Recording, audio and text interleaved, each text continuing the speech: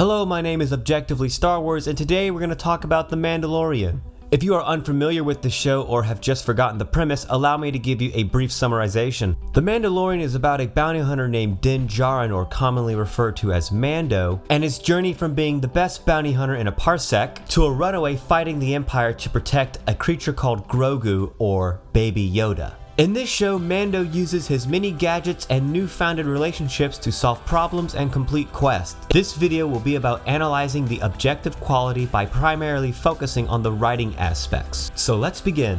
So right off the bat, Mando approaches a bar that appears to be on an ice planet. In his hand is a small device known as a tracking fob. These devices will be very important going forward, but we will talk about them a little later. But what you need to know is that Mando uses these fobs to track a bounty to its exact location. After a brief altercation and Mando being luckily shot in his Beskar armor, he secures his bounty and heads to his ship. This is when we establish Mando's hatred for droids. In this scene, we see that this is not just some uncommon prejudice, but rather a deep-seated irrational hate. You see, Mando won't even sit in a speeder that is piloted by a harmless little astro droid. He would much rather take a rickety one piloted by some guy. This irrational hatred gives Mando a very strong and unique character trait.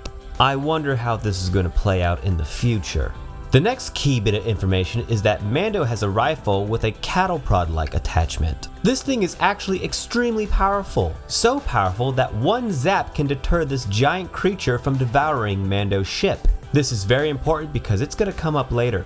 So Mando and his bounty are flying together, and this is when Blue Man decides to pretend to use the bathroom. This shows us just how careless Mando is. He lets a bounty that he just captured walk freely and unsupervised around his ship, where apparently you can just stumble in to an entire arsenal of weapons. What are you doing, Mando? Luckily, Blue Man doesn't grab a gun, and Mando appears like Batman to shove him into a carbon freezing unit. So Mando heads to the planet Navarro, where the Bounty Hunter Guild is located, as well as his own secret Mandalorian hideout. There he meets with Apollo Creed, who runs the guild. Creed lets Mando in on a high-level bounty. Given the context clues, we are to assume that this is a hush-hush, need-to-know basis kind of job. No bounty puck, no chain code, information only comes word of mouth. So Mando goes to whatever address is printed on this little business card and finds himself in a room full of Imperials. There he meets a character that is only known as the Client, but we'll call him Werner Herzog. Here we get another look at Mando's character. He has very quick reflexes and likes to be in control of the situation.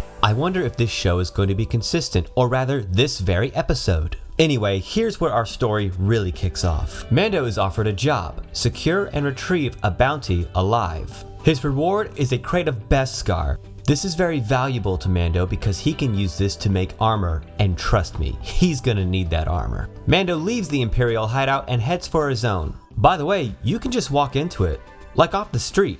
It's not that secret. Here is where we see that Mando has been slowly collecting pieces of Beskar to improve his armor. This is quite an interesting addition to the story. I sure do hope they don't just jump ahead to where he suddenly has an entire suit of laser-proof indestructible armor. Anyway, Mando makes his way to a desert planet that is totally not Tatooine. There, the brilliant genius that Mando is decides to land his ship. Why? We'll never know.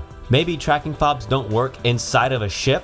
Because that's what Mando does. He gets out and wants to see what his tracking fob is doing. He starts having a look around with his rifle, and then the most amazing thing happens. Unfortunately, that helmet is padded with a bunch of soundproof material because these loud snarling and stomping blurbs are able to sneak right up on this boy. Remember those fast reflexes that Mando had earlier back on Navarro? Well, he must have left them there because Einstein swings his rifle to the side and attempts to ignite the beast. He doesn't decide to disintegrate the creature. He doesn't use the cattle prod that is attached. He doesn't even reach for his sidearm. He decides to use the one tool that could do the least amount of damage for this situation. At one point, Mando is trapped while a second blurg charges him. As we can clearly see, his flamethrower arm is free. He could even choose to reach for his sidearm, but he does nothing. Ladies and gentlemen, the best bounty hunter in the parsec.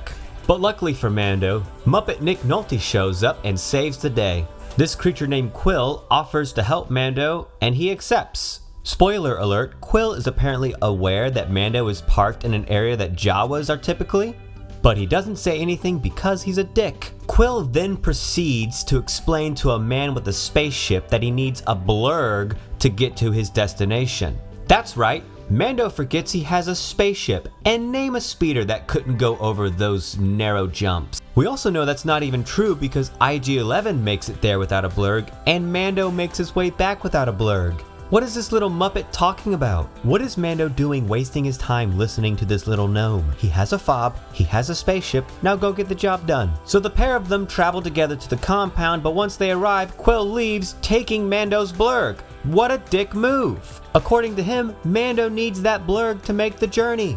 The fact that Quill says nothing about the Jawas and that he steals Mando's blurg, I think Quill hates Mando and hopes he fails. Next, IG-11 shows up, and apparently none of these bad guys could see him until he was right in front of them. I love this shot where we see just how impossible it would have been for this droid to sneak up on these people. So as IG-11 starts eradicating bad guys, Mando pops out and does possibly the dumbest thing. He starts running straight at this droid, well out of cover, shouting, "What are you doing, Mando?" We've already established that Mando's hate for droids is irrational, so what is he doing even attempting to speak to this one? Mando isn't willing to allow service droids to work on his ship or allow them to pilot speeders, but he will make deals with assassin droids built to kill on a whim? All I'm saying is, pick a lane, dude. Anyway, Mando convinces this droid to split the bounty and more shooting starts. We do, however, get to see Mando use his grappling hook quite effectively. Well done, sir. An interesting thing to point out is that this pillar that the two are hiding behind is very blaster resistant, but the door, not so much. I'm just saying they ought to have a word with the contractor and get some money back. And funny enough, turns out Mando does have those quick reflexes. Too bad he couldn't use those earlier. Next, Mando takes out his tracking fob and it leads him directly to a pram. Right here is when we solidify that these fobs track to a specific person, not a specific location,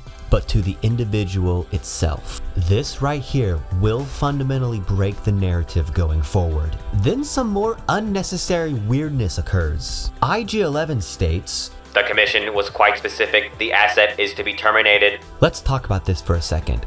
Both we the viewers and Mando know this is not true. It was quite specific though. The Imperials want the asset alive. Herzog was being redundant when he said that bounty hunting is a complicated business. Obviously, there is a chance that the asset could be killed. It is imperative that Baby Yoda survives. Moff Gideon wants him alive. Even the science guy is a bit miffed at the mere thought of Baby Yoda dying. So why is the IG unit saying this? This is supposed to be a tense moment in the story, but it is completely overshadowed by unnecessary confusion. You can't expect me, the viewer, to take your story seriously if you are going to be this blatant with your lazy writing or poorly contrived tension. Anyway, it doesn't matter because the IG unit's head isn't blaster proof because Mando blows a hole right through that thing, and the credits roll. Hey, I hope you enjoyed what you just watched. If you liked this, give it a thumbs up. If not, give it a thumbs down. All I ask is you leave a comment and tell me why. I do plan on making more of these videos. I can't really give an estimate on the time frame, but whether or not they get views, I'm making them. Anyway, this has been Objectively Star Wars, here to give you my analysis of Star Wars content. Hope you have a great day.